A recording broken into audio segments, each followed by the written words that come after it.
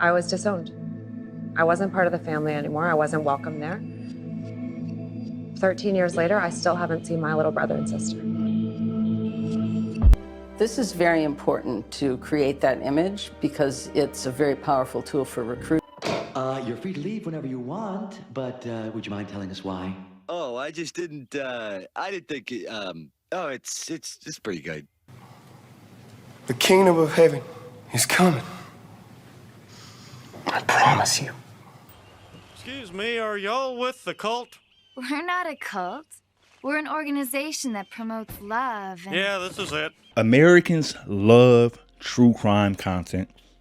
One of the more popular subgenres of true crime is cults. But not just true crime. They love fictional content about cults, cartoons, movies, TV shows.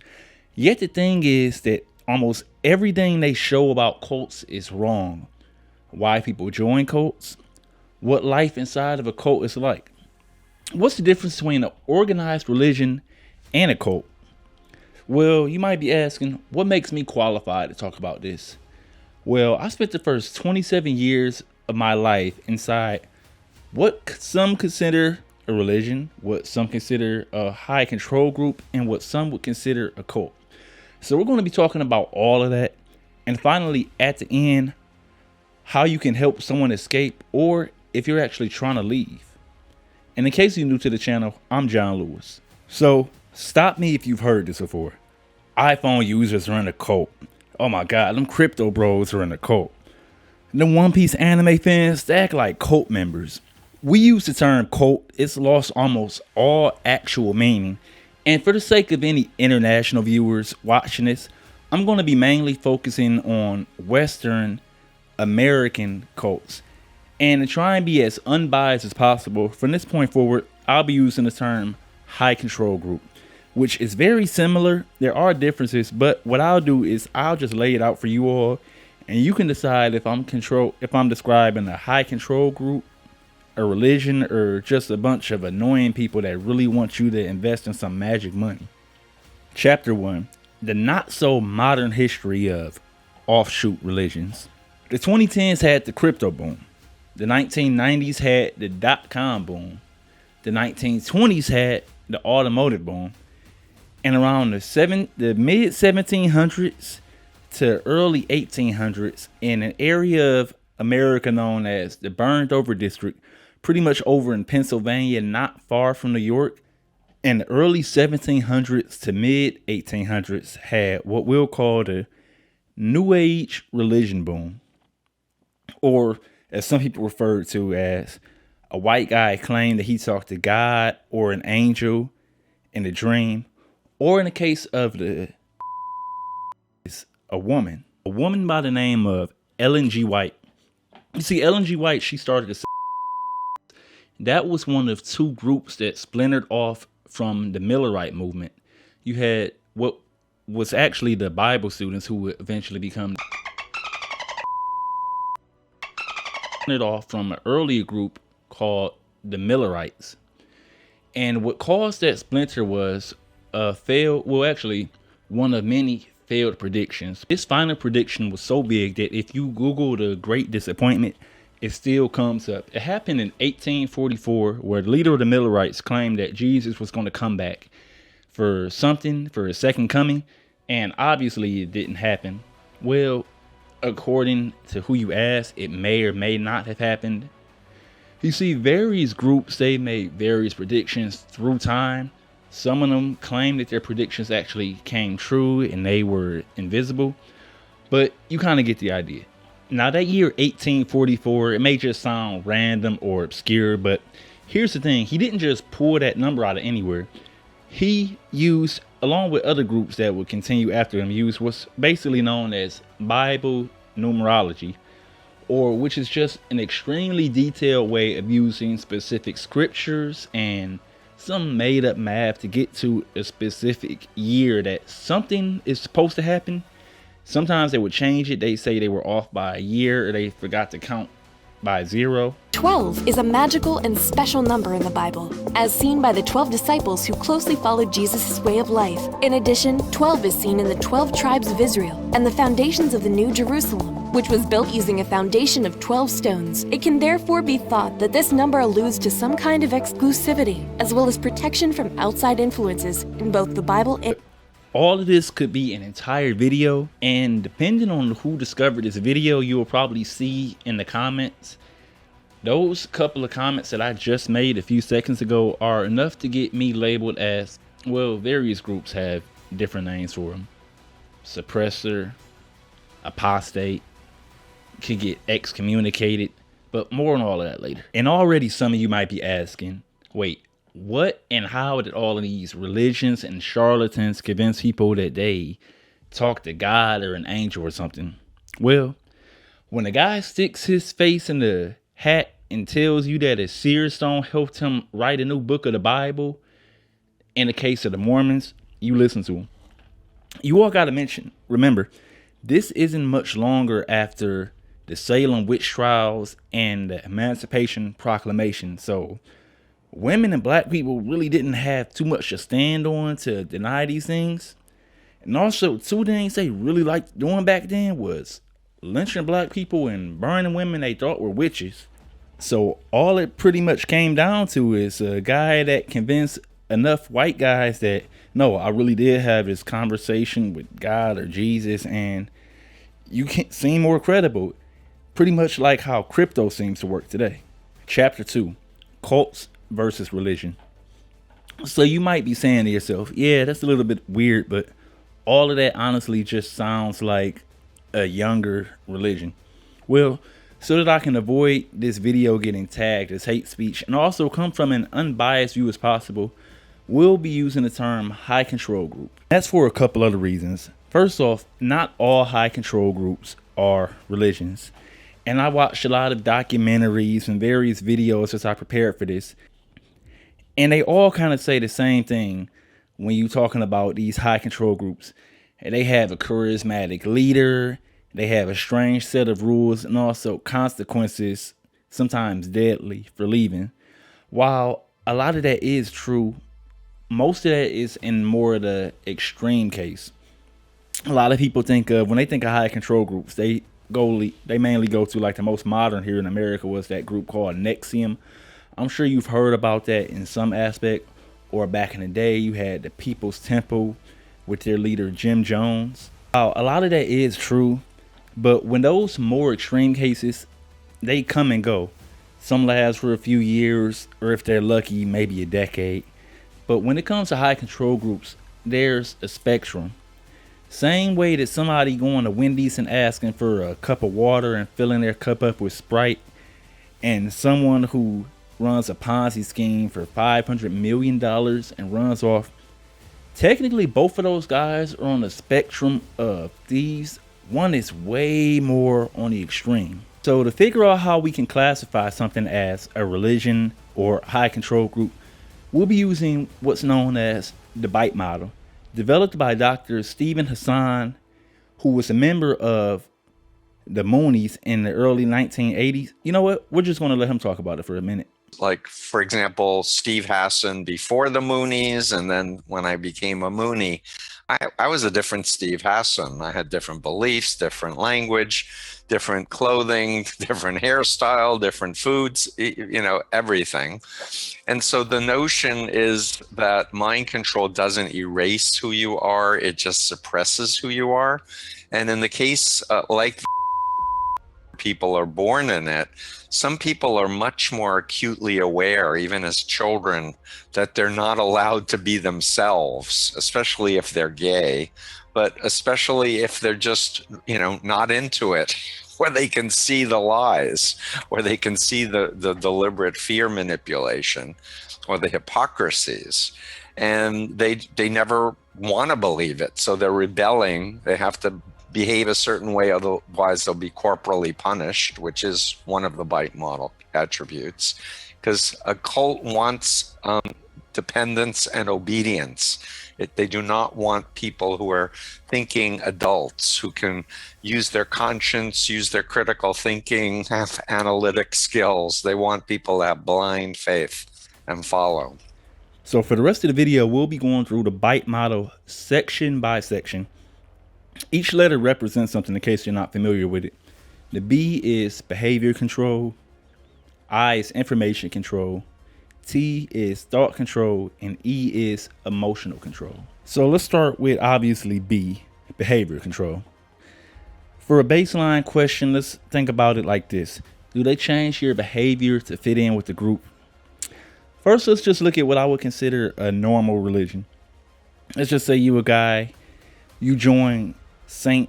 Jake Paul's church or something like that. After a few months, you're really liking this church. The people are pretty cool. You've been in it for a while, and spring rolls around.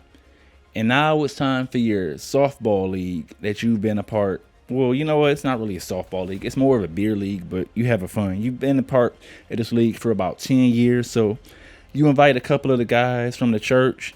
They come down. You all have a good time. So with the high control group, that scenario plays out completely different.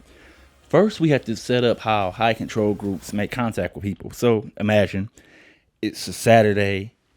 You and your kid are at home eating your bowl of Lucky Charms, and you showing them old episodes of DuckTales. They're showing the cartoons you used to watch when you were a kid, and you get an unsurprised knock at the door. It's two guys from the Science Temple Kingdom Church of Science, and they talk to you. They say, you know what? One day you're never going to have to worry about your kid being involved in a school shooting. The earth will be a paradise and everyone gets a panda for some reason. You say, you know what? That sounds pretty cool. So you invite them over next week to study and learn more through a free Bible study. They bring you a translation of the Bible that you've never heard of, and also a book you've never seen, but they tell you it's actually just a study aid so that you can understand more about the Bible. After a couple studies, you actually accept their invite to their place of worship, and you go twice a week with them. After a couple months, you're actually enjoying the study, but now springtime rolls around. And on one Saturday, you tell them, you know what, guys, I can't make it this week. You go to play your beer league softball game. You apologize for canceling last minute. Then next Saturday, you invite them to come play with the guys. They seem pretty cool. So the next time you see them, you invite them, and they say, actually, you know what, that's what we wanted to talk to you about.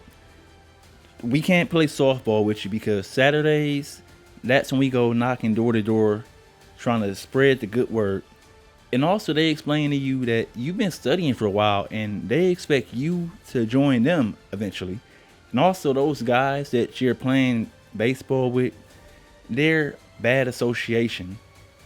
And also that if you want to join them and going door to door for some arbitrary reason, you need to shave your beard off, but also you can keep your mustache. In that scenario, something like that has pretty much happened in every high control group that I'm familiar with. You see, with high control groups, they use coded language like put on a new personality. And by what they mean a new personality is, you need to behave like that group. Are you a person who keeps a very well-groomed beard? Well, you're going to have to shave that. Are you a black guy that's been growing your dreadlocks since high school? Sorry, you're going to cut that out. That hairstyle wasn't allowed. Are you a woman who likes to express herself through her hair and wears purple or blue hair? Yeah, that's also not allowed. Are you a movie buff? Well, sorry, R-rated movies aren't allowed. Are you a huge sports fan? Well, you better hope it's a sport that the higher-ups don't dislike, like soccer. Both types, the American and the European. But also, you may or may not be allowed to watch it. It depends on the culture of the congregation that you're a part of. So at this point, you might be asking yourself, okay, so why would anybody join a group like this? Which is a fair question. You see, outside of the flash in the pan groups that only last for a few years, like Nexium or the People's Temple, the effective high control groups that have been around for over 100 years, they don't really rely on new recruits. What they rely on is those born in indoctrinating their family and their children. Because as it turns out in 2020, whatever year it is you're watching this video, that knocking on strangers' doors or standing on corners passing out literature is not a very effective way to get people in. Especially once they come in contact with your group, all they're going to do is treat it like literally any other product, any other thing that they can purchase. They're going to go to YouTube for reviews. They're going to Google your group. They're going to look at what the news has to say, what actual court cases have to say about your group, and 9 times out of 10, they're not going to want to be a part of it. Why they continue to go door to door trying to recruit when it's proven to not be very effective, it has a purpose. For one, it just gives them something to do. You see, with groups like this, it's really important to give them something to do. They always need to be busy. Otherwise, they may succumb across a video like this or a random YouTube video or a Google. But also, that constant rejection, what it instills in them is the us versus them. They're being told that they're right, and every time someone is rude to them or annoyed because they knocked on their door unannounced at 10 a.m., that instills in them what they've been told, that that's how people are going to treat them. Like I said, as I go into more detail, I want to avoid specifically naming groups just because I don't want to push anybody else. This information could help them, and also I don't want this to be looked at as hate speech, so you're just going to have to take my word for this. But one specific group, pretty much known for knocking on people's doors on Saturday, according to Pew Research, which shows statistics on all types of things from religion to political to world growth, it shows that this group, they have the highest drop-off rate of any organized religion. Roughly around 70% of those born into this group will at some point leave by the time they're in their mid-30s. And I know what some of you were thinking. Okay, well, they left. What's the big deal? I was raised Catholic. I only go to church on Easter Sunday. Or I was raised Christian. I only go to church on Easter Sunday with Big Mama. After that, we come home. We have an Easter dinner. We play cards. Everybody in the family is cool. And if that is you, first off, I want to say, shame on you. Hopefully you enjoy burning in hell, you sinner. No, I'm joking. I don't care. But remember, I was talking about the difference between religions and high control groups. Like with most religions, you can live your life, marry who you want, and as long as you're respectful, generally your family doesn't really care. But with high control groups, it's a complete different thing. Now, keep in mind, we're still in the B section for behavior. So with high control groups, you can't just be a member like other religions. If you were raised Jewish or Baptist or Catholic, you may just carry that title just out of tradition, even though you don't even follow the things. You're just like, yeah, I was raised Catholic. And just to make it a little bit easier for me, we're going to give this generic high control group we'll be talking about for the rest of the video a title. We're going to be calling it the Borg. Yes, that is a reference to Star Trek. No, I never watched a single episode of Star Trek. Yes, I got that from that specific subreddit that some of you all are thinking of. So what happens is, typically you're born and you're raised in the Borg. The first few years, that's all you know is your family and those you go around. And hopefully you get to go to school. Now, it's not uncommon for a lot of people raised in the Borg to be homeschooled so that they're not tempted by these devilish young children and they're doing things like celebrating birthdays or drinking caffeinated drinks. And after a while, you'll do your best as a kid to try and follow all the rules. And eventually you're going to break some rules that you didn't even know were rules, like describing a kid at school as your friend. At which point, one of your parents will explain to you that, no, that's not your friend. That's just a classmate or an associate, because that person isn't a member of the Borg. That person is worldly.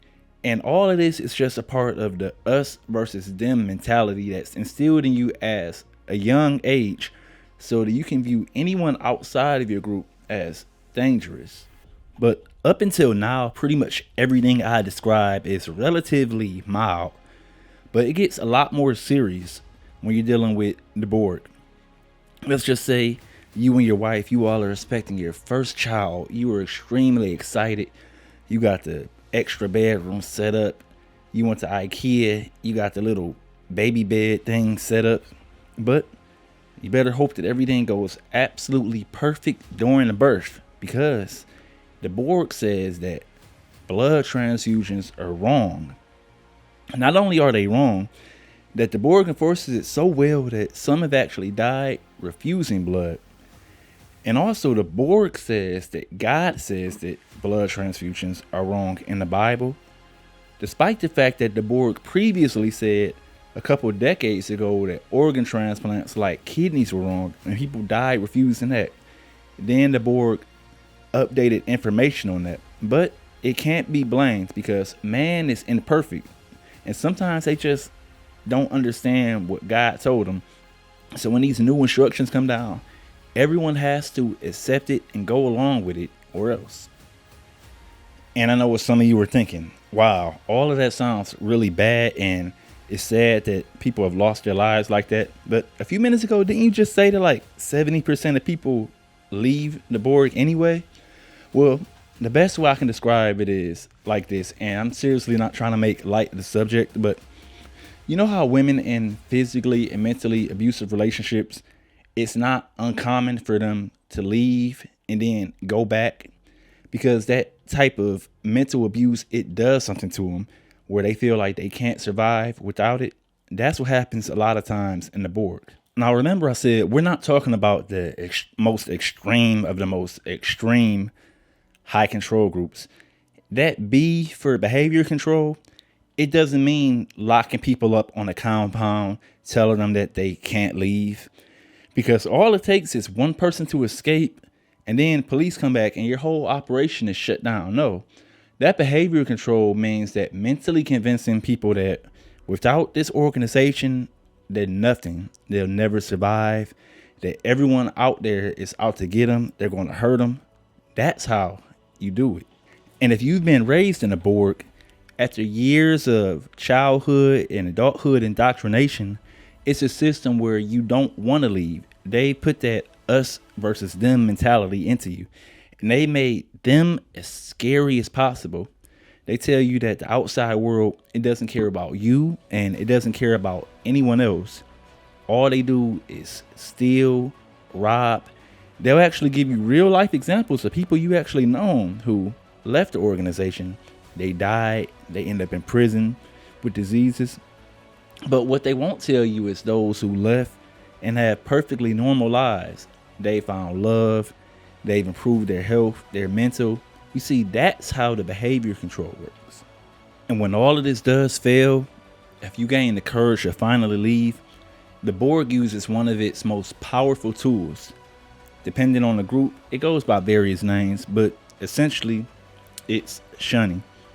You see, the Borg has tax-free status in the United States as a religion, and it knows to keep that. It can't physically stop you from leaving, but they sure as hell can make it as difficult as possible. I'm leaving this place, and you'd better step aside. Lady, people are free to go whenever they wish.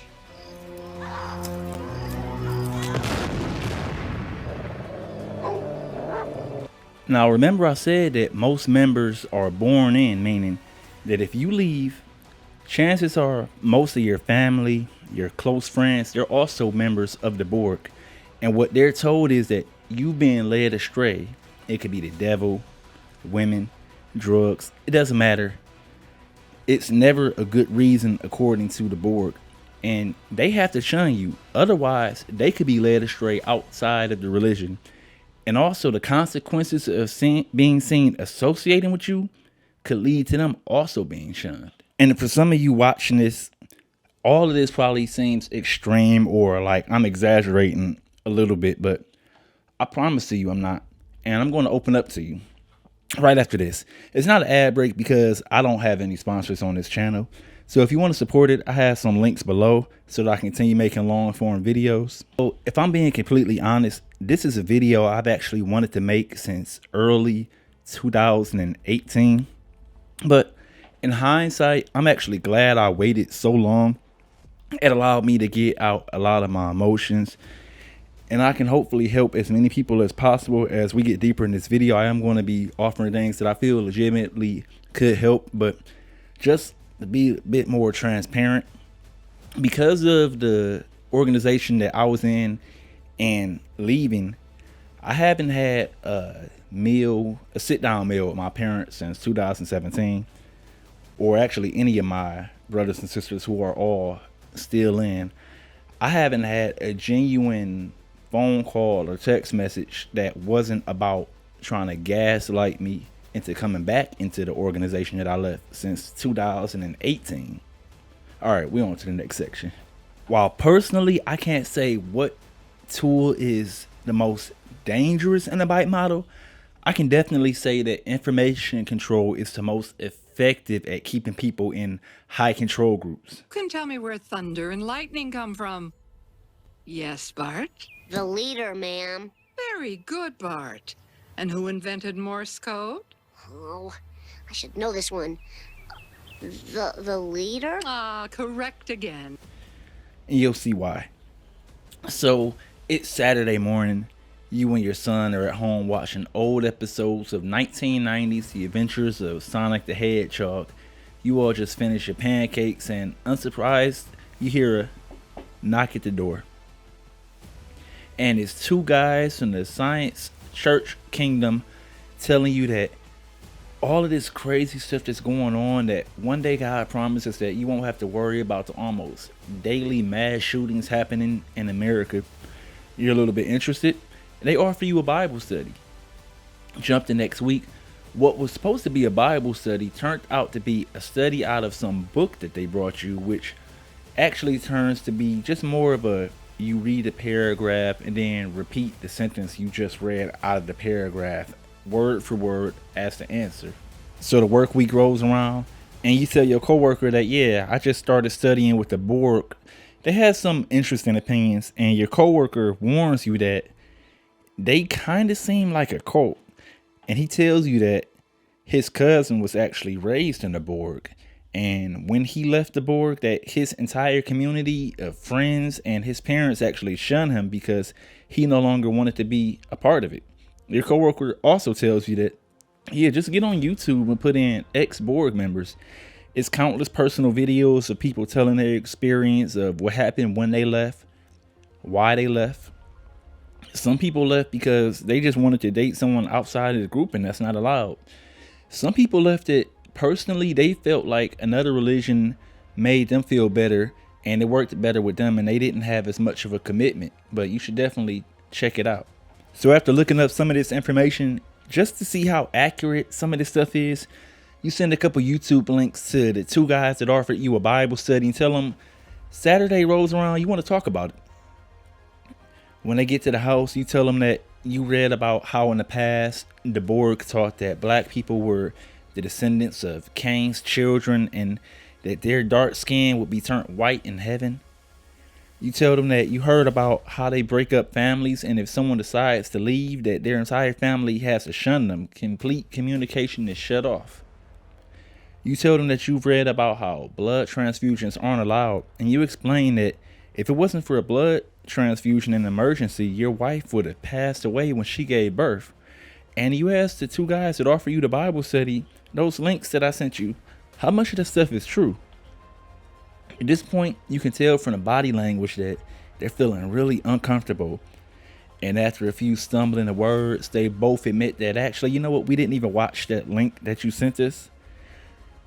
And they explain that what it is that ex-members, a lot of them are angry at the group and they spread these lies.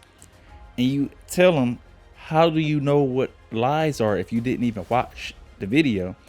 And they tell you that, you know what, well, we've been trained that we don't even need to watch the video. We don't give them any type of attention in public or private because all they want to do is make us look bad. And it's at this point you explain to them that, you know what, I just want to end my study with you all. But before leaving, they try to explain to you that some of the old teachings were incorrect, but what it is that the higher up leaders, they get direction from God, but sometimes they just don't understand that. So they have to get new direction over time. And sometimes that direction, they have to get even newer direction after that. And they try to show to you from the Bible why blood transfusions are actually not allowed. But you decide, you know what, I'm just going to go on my way. And typically what happens is if someone has an answer or a controversial question, we were instructed to tell them to go to www.blankborg.com to answer any questions, the official website of the Borg. Now, this is the information control section. So let's break down my scenario piece by piece. Now, when I was in the Borg going door to door, every so often we come across a person with the question that we either couldn't answer, or they know something about the history that was really embarrassing or we hadn't even been aware of. And our go-to was to say, you know what, I'm going to research that and I'll get back in contact with you. We never go back to the house. We never call them. Not a single time that we do it. Because when it comes to high control groups, that information control is really important. And in fact, if I was to specifically name the group that I was a part of, no joke, they could actually get in trouble if it's found out that they watched this video, because that's how the information control works. They're really not supposed to have contact with any ex-members, and a lot of the people in that group know exactly what group I'm talking about. So, nerd time. If you all watched that awful show, Obi-Wan Kenobi, it was a really good couple of episodes that were basically about the Mandalorian. I have. Then you are a Mandalorian no more. I beg you for your forgiveness. How can I atone? Leave, apostate. And it turns out that the Mandalorian broke a really important rule for his guild. He removed his mask in the public of others that are not Mandalorian. So when they found out, they called him an apostate and they kicked him out and he was excommunicated. And that's how a lot of real life high control groups work. They give you some type of label, and if you break these old traditions, that's it, you're excommunicated. Also, what's happening is, especially as things get more modern and modern, YouTube is now the second most popular search engine on the planet. And if you're between the ages of 18 and 35, it's the #1 search engine on the planet. So what's happening is that people, as they leave these various groups, they post their experience, why they left, what it was like growing up for them, what they learned to make them leave, you know, harmless stuff, their experience. And between that, people coming around like, man, these things I felt, these questions I had, I'm not crazy. You know what? I'm going to take these steps. I do want to leave. I just want to live my life.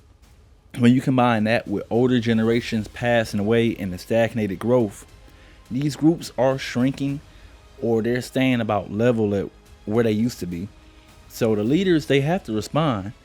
And basically what they're telling the members is that people like me making videos like this, don't even watch them. I'm spiteful. I'm a liar. I'm a tool of the devil. They literally use things like that. If I make a part 2 of this, I'll put in some stuff. I'm really trying. So people that have never been in a high control group, for a lot of the ones that have similar teachings, it's pretty much 2 things you're reminded of since you're a child. And the #1 is that the Armageddon or Jesus' return could come at any point. So you always need to stay vigilant. You need to make sure that you're doing all the things correctly, because even if you're a part of the group, if you aren't doing everything you're supposed to be, you could die. And #2 is that you need to constantly be on the lookout for ex-members. They give them various names, but you need to be constantly on the lookout for ex-members, because the devil uses people that they would label as people like me to try and draw them out. They say that everything I'm saying is a lie, that I'm spiteful, to try and get people out of it. So what it causes is a system of self-policing with members within the group. Something as simple as texting your buddy, hey, yeah, that new understanding that we got on the book of Revelation, chapter 22, that really doesn't make sense to me. We just were saying 5 years ago, this was the modern understanding of it. And 2 scenarios happen. #1, if the person is cool, they'll respond, yeah, you know what, I really didn't understand it, but, you know, they told us we shouldn't lean upon our own understanding. Things to be clarified in the future. #2, the way worse scenario is they're going to forward that message to someone higher up in the congregation, at which point you will be questioned. And if you can't convince them that you aren't having apostate thoughts and trying to lead people out, you'll be shunned. So some of you all may be wondering, well, how did I get out? You don't seem angry. You don't seem bitter at this group. Well, one of the communities I was in, they described it best as like a bookshelf. So you got your bookshelf, right? It can only hold so much weight. So you go to one of your meetings and you're reading something, And it says that the higher ups who are in control of the Borg, they're inspired by God. But they constantly also have to make changes. And they've been wrong about things and teachings that have actually cost people their lives, like the organ thing or the blood thing we talked about before. So you can either accept that, move on, never think about it, or you can put it on your mental bookshelf. Then a few days later, you're scrolling Twitter and you come across some news article from an unbiased source. Let's just say CNN or Fox News. And it says that some of the higher ups in the Borg were actually charged and arrested for taking part in disgusting acts. And some of those members, they actually knew about it. And because of clergy privilege, which I don't have time to get in, but it covers all religions, they actually got away with it. And you can either let go of that, never think about it again, or you can put it on your mental bookshelf. So you get on YouTube, you want to watch some news reports about what really happened. And because of the recommendations, you come across some other videos of ex-members just talking about their experience, what it was like growing up in the Borg, why they left, what they believe. And you find out that they're nothing like what people said outside of the Borg would be like. They're not angry. They're not spreading lies. In fact, some of their same experiences you've had. And you start to realize, wow, I'm not crazy. These things that I felt, that I question, it's others like me. But again, that goes in a bookshelf.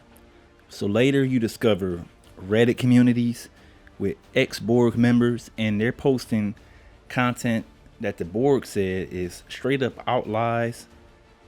Some of it's racist, some of it's misogynistic, and also they're posting direct links to the official Borg website so that no one can say that they made all of this up.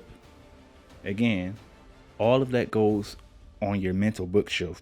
But at this point, that's a lot of weight in your mental bookshelf. Your mental bookshelf is cracked. It's leaning in the middle. The nails are basically out of the wall. And at this point, you're sick to your stomach.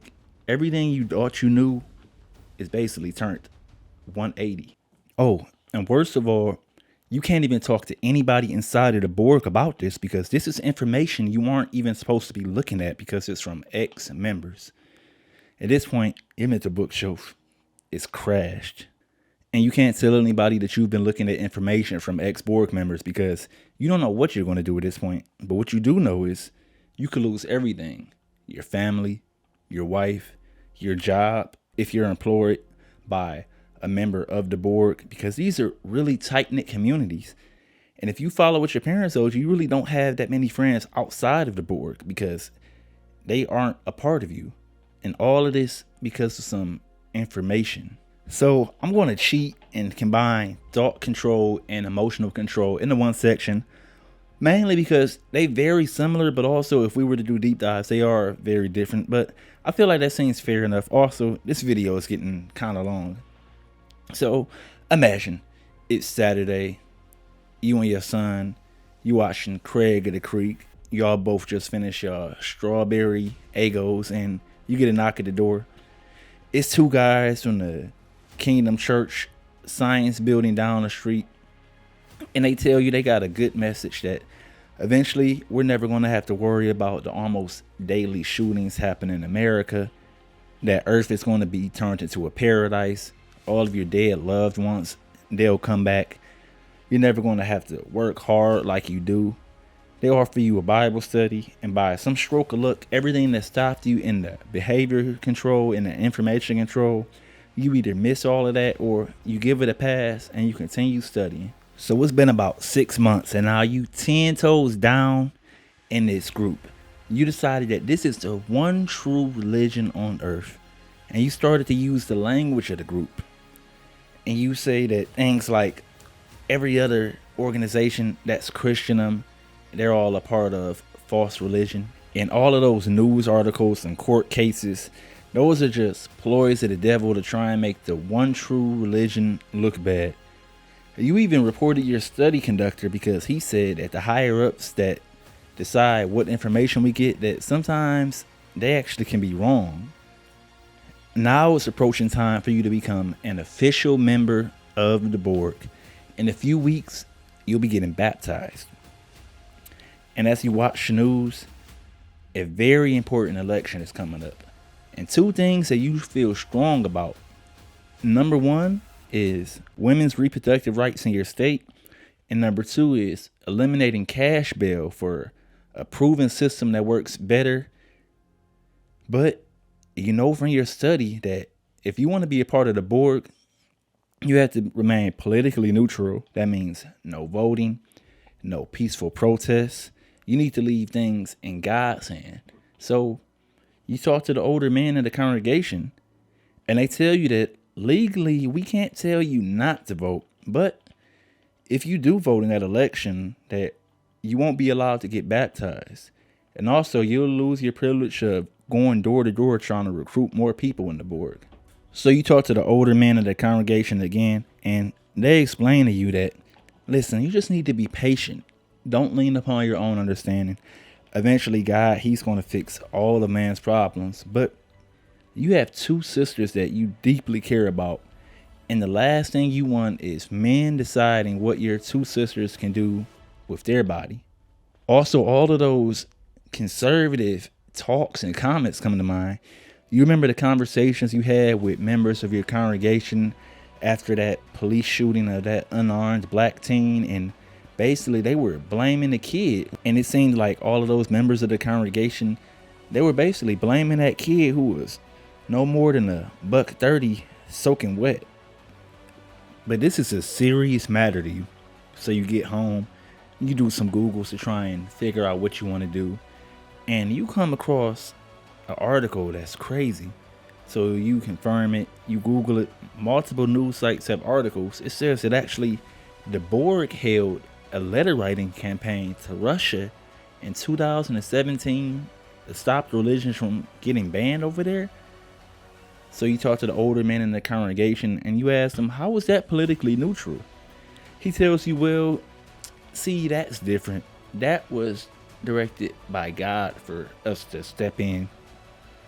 And if you want to get baptized and be a full-time member, you really need to stop asking questions like this and just leave it in God's hand. So election day rolls around, and in the morning you're standing in line, you cast your ballot, and you tell them, you know what, I won't be returning for any more meetings in the board.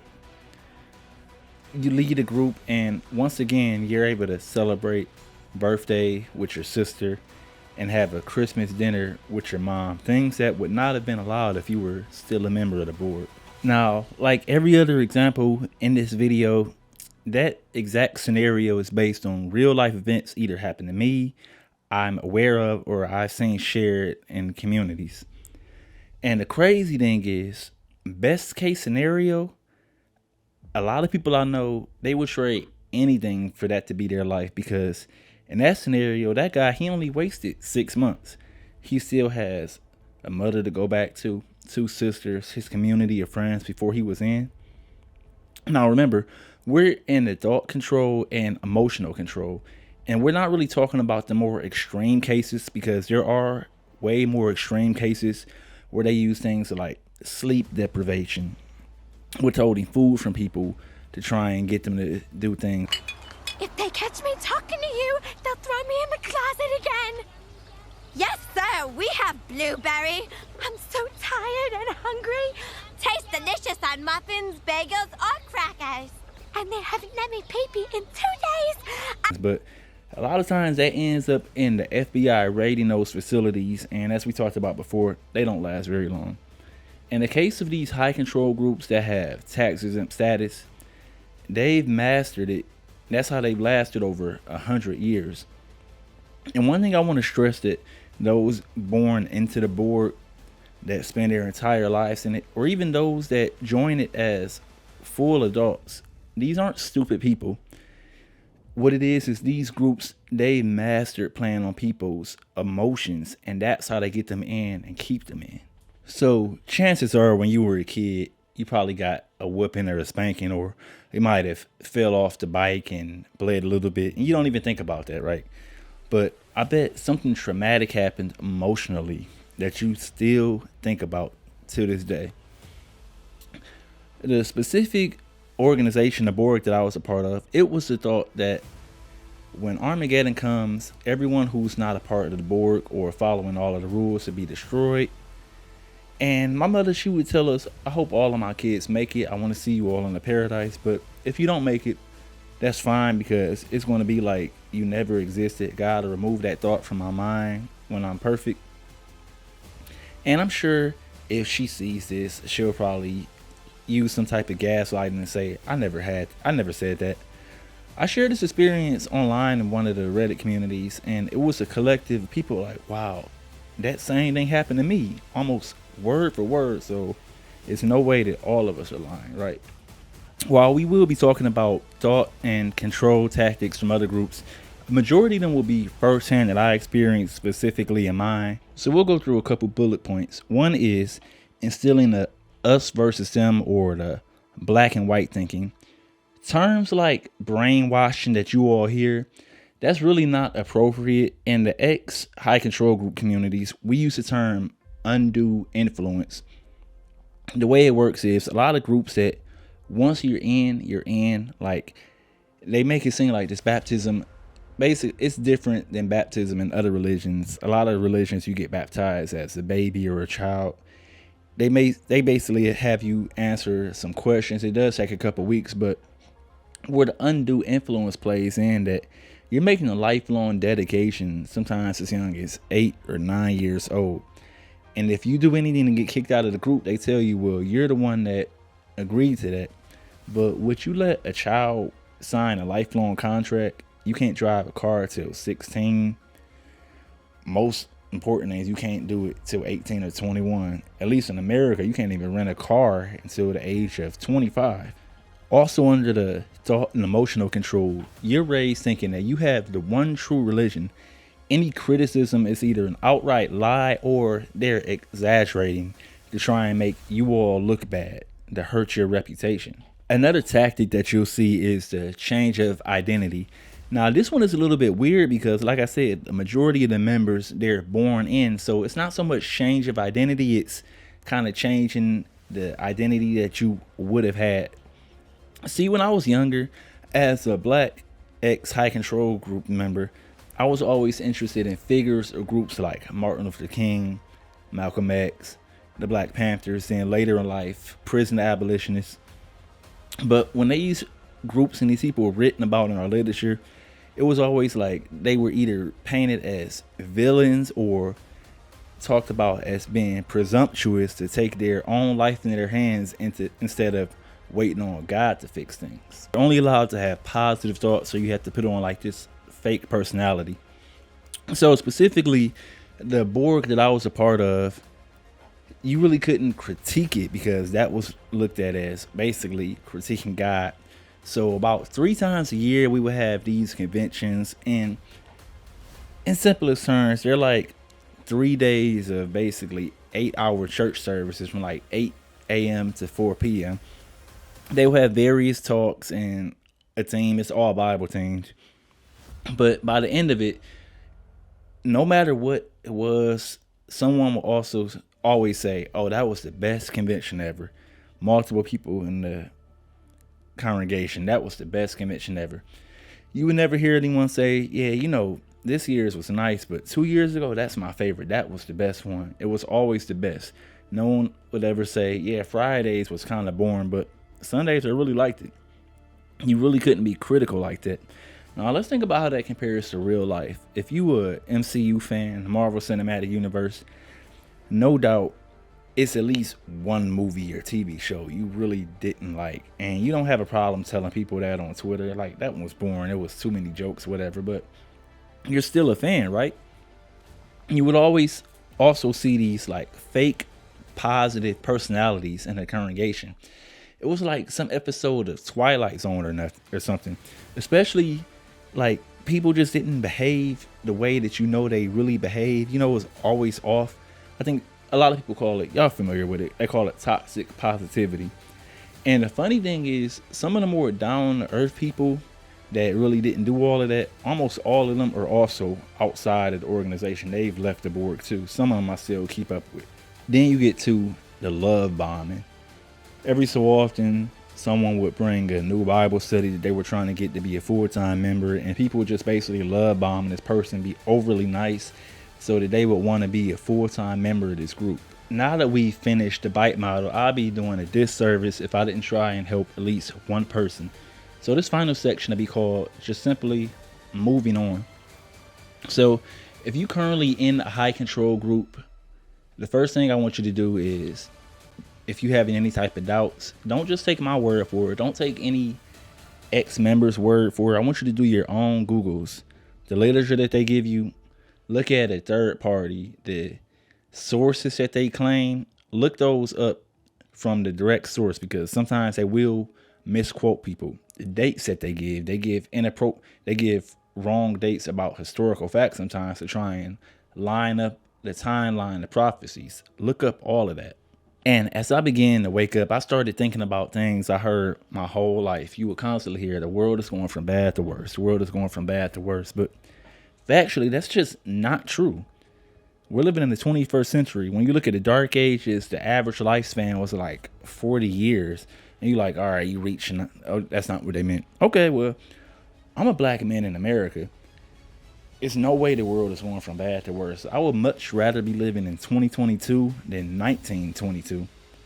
When we look at actual crime statistics, crime in America peaked in the 1980s. And if you look at real crime stats, not what's reported out of fear mongering, the crime statistics are lower than they have been. Teenage pregnancies. It's just not true. Point number 2, if you're starting to have serious doubts, don't trust anybody in the Borg. I'm serious. You ever seen a mob movie? Move like that. Pretend like you selling dope. That means I don't want you texting anybody in the group, asking them, does that make sense to them? No sending messages on social media, because all it takes is one person to screenshot that and send that to a higher up. And trust me, someone will eventually snitch on you. And then at that point, you're going to have a radar on you. I have people to this day, I looked at as my best friends, I call a brother, that won't speak to me just because I no longer believe what they believe. Number 3, while planning your escape, get your money right as soon as possible. Work overtime, cut down your spending, become as independent as possible. That means no credit card debt. If you get a car, pay cash for it. Worst case scenario, if you're found out and you actually get put out, and trust me, the people that I'm talking to, they've 100% heard of stories of families putting them out because they've been on certain websites or they no longer believe it. Hopefully you have a coworker, someone that maybe is renting a room out. It's not uncommon for people in these high control groups to have entire families in it, entire extended families, cousins, brothers, sisters. So they may not have anywhere to go. So you need to plan your exit. While you're planning your exit, you want to try and save as much money as possible for the worst case scenario.